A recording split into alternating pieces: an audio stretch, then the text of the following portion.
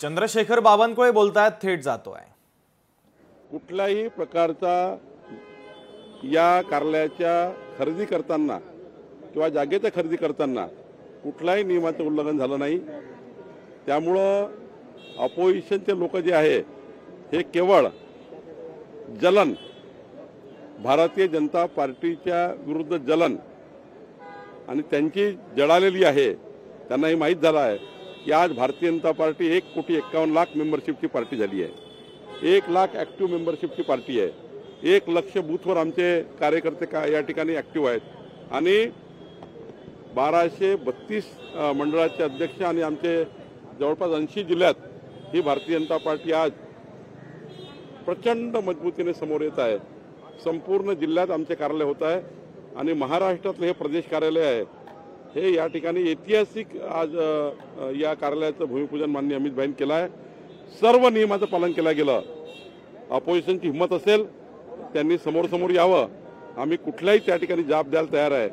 पण हे कार्यालयाचं निर्माण अत्यंत नियमाने, जागासुद्धा नियमाने घेतलेली आहे।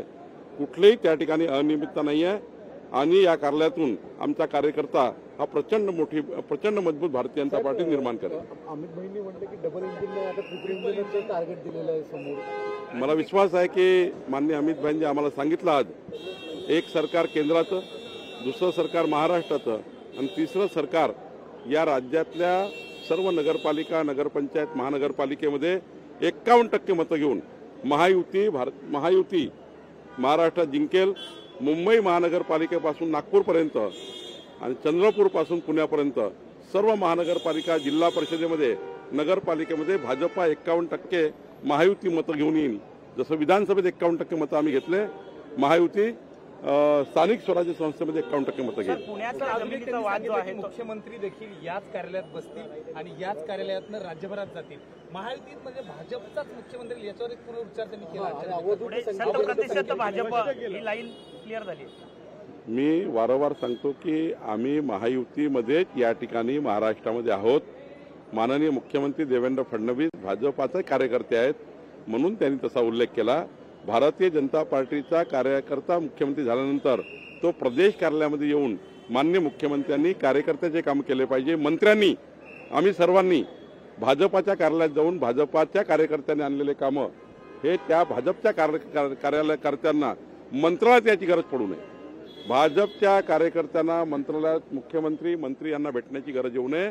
इथेच सरकारचे मंत्री आणि मुख्यमंत्री भेटले पाहिजे, ही भावना याच्या मागची आहे। सर, पुण्यातल्या जैन जमिनीचा मुद्दा जो आहे देखील वाद फलटणचं जे प्रकरण आहे, अजून आरोपांच्या फैरी वाढत आहेत। अजून 2 मुलींनी देखील त्यांच्यावर गंभीर आरोप केलेले आहेत। 2 दिवसापूर्वी मुख्यमंत्री देखील फलटणला होते।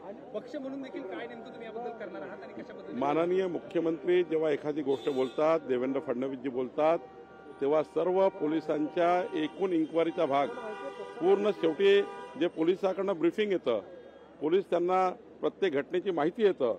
माननीय मुख्यमंत्री देवेंद्र फडणवीसजी कधी कोणाला वाचवत नाही। आमच्या बहिणीची जर हत्या झाली असेल तर त्यामध्ये कोणी असेल त्यांना जेरबंद मुख्यमंत्री करतील। देवेंद्र फडणवीसजींना कधी या ठिकाणी राजकारणाकरता खोटं बोलायची वेळ येत नाही, राजकारणाकरता कुणाला वाचवण्याची गरज पडत नाही। माननीय देवेंद्र फडणवीसजी हे सच्च्या पद्धतीने या आमच्या बहिणीला न्याय देतील आणि कोणी असो। माननीय मुख्यमंत्र्यांनी काल स्पष्ट केलं आहे, पण या प्रकरणामध्ये, या खून प्रकरणामध्ये कोणी असो, आत्महत्या प्रकरणामध्ये त्या ठिकाणी त्याला जेरबंद मुख्यमंत्री करतील। पुण्यातल्या जैन जमीन जी आहे, जैन ट्रस्टची जमीन आहे, त्याचे व्यवहार आता रद्द झालेले आहेत। परंतु धनगेकर म्हणतायत की मोहळांचे अजून काही कारनामे माझ्याकडे आहेत, ते अजून काढेकरांना चूप राहण्याचा प्रयत्न करतात। पण दुसरीकडे धनगेकर मात्र भाजपाच्या एका वरिष्ठ नेत्यावर टार्गेट। मी माननीय एकनाथ शिंदेजींना विनंती करेल, माननीय देवेंद्रजींनी विनंती केली आहे, अजितदादांनी विनंती केली आहे कार्यकर्त्यांना आणि त्यांच्या पदाधिकाऱ्यांना। आमच्या पदाधिकाऱ्याला देवेंद्रजींनी विभागात जाऊन सांगितलं, 6 विभागीय बैठकीत सांगितलं की महायुतीमध्ये मनभेद करायचे नाही। एकनाथजींनी सांगितलं मनभेद करायचे नाही, अजितदादांनी सांगितलं मनभेद करायचे नाही। आता पार्ट आहे धनगेकराचा, तर धनगेकरांनी सुद्धा रवींद्र चव्हाण, माननीय एकनाथ शिंदेजींनी दिलेल्या सूचनाचं ते पालन करतील, कारण ते महायुतीमधले एकनाथजी आमचे नेते आहेत आणि एखाद्या नेत्याने जेव्हा आपल्या पक्ष कार्यकर्त्याला सूचना दिली ती मान्य केली पाहिजे। त्यांचा जो व्यक्तिगत अजेंडा असेल तो व्यक्तिगत अजेंडा त्या ठिकाणी काम करताय। मला असं वाटतं की आम्ही महायुतीमध्ये भक्कम आहे, पण जे आज त्या ठिकाणी व्यक्तिगत आपसातली तेथील त्या ठिकाणी स्थानिक लढाई ते लढतात आहे. पण माझी विनंती सर्व महायुतीच्या लोकांना आहे की आपापल्या पक्षाच्या कार्यकर्त्यांना, नेत्यांना सर्वांनी, जसं देवेंद्रजींनी सूचना दिल्या आहेत, सर्वांनी सूचना दिल्या पाहिजे आणि महायुतीचा मनभेद चव्हाट्यावर येऊ नये याची काळजी घेतली पाहिजे. जो मुंडेंच्या वारसाचा वाद आहे तो आता महाजनांच्या अंतर्गत भांडणावर येऊन पोहोचलेला आहे. कुठे ना कुठे प्रमोद महाजन यांची जी हत्या झाली होती त्या संदर्भात आरोप प्रत्यारोप सुरू करत प्रकाश महाजन सारंगी महाजन यांच्यावर आरोप करतात, सारंगी महाजन पुन्हा प्रकाश महाजन यांच्यावर आरोप करतात. ही हत्या जी झाली होती ती हत्या एक्स्टॉर्शनमध्ये झाली होती. प्रवीण महाजन हे एक्स्टॉर्शन करत होते, त्या छळ करत होते आर्थिक, असे आरोप प्रकाश महाजन यांनी केलेले आहेत. आता प्रकाश महाजन काय बोलले, सारंगीताई महाजन काय बोलल्या, यामध्ये मला त्याबद्दल काही औचित्य नाही आहे. शेवटी हा त्या ठिकाणी पारिवारिक त्या ठिकाणी प्रश्न आहे, त्यामुळं त्यामध्ये मी काही बोलणं योग्य होणार नाही. सर, धनगेकरांना नेमकं हवा कोण देतं? कारण की थेट बोलतात तरी मुरलीधर मोहोळांवर आरोप करायचे किंवा उपोषण करण्याचं, आंदोलन करण्याची भूमिका वाटत नाही आहे. नाही, धनगेकर यांचा पराभव दोनदा झाला, विधानसभेत झाला, लोकसभेत झाला, आणि मुरली मोहोळजी हे जिंकले. आता जेव्हा निवडणूक हरतं व्यक्ती तेव्हा काही ना काही निराशा असतं, काही ना काही त्या ठिकाणी स्थानिक राजकारण असतं. त्या स्थानिक राजकारणापोटी त्या ठिकाणी मला वाटतं हे चालू आहे. मला वाटत नाही कोणी त्यांना त्या ठिकाणी सांगेल की बाबा तुम्ही असं करा तसं करा. मला वाटतं की एक मात्र युतीमध्ये टाळलं पाहिजे. युतीमध्ये महायुतीमध्ये हे त्या ठिकाणी आचारसंहिता लावली गेली पाहिजे किंवा स्वतःच लावून घेतली पाहिजे. मी आहे कार्यकर्ता, तर मी महायुतीच्या विरुद्ध बोलू नये, ही आचारसंहिता सर्वांनाच आहे. त्यामुळं जे काही प्रश्न असेल ते महायुतीमध्ये सुटू शकतात. धनगेकरांना काही प्रश्न असेल त्यांनी एकनाथजींना सांगावे, एकनाथजी देवेंद्रजीशी बोलतील.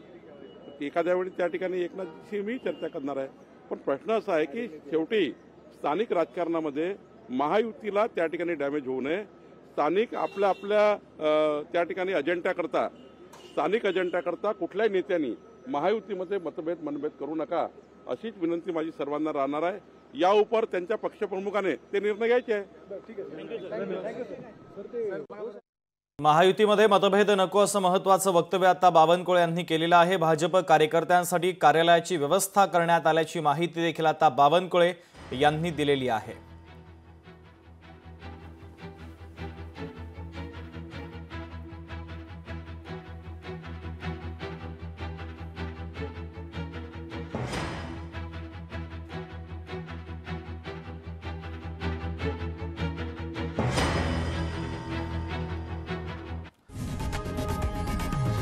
लोकशाही मराठी ऐका, पहा, जागरूक रहा.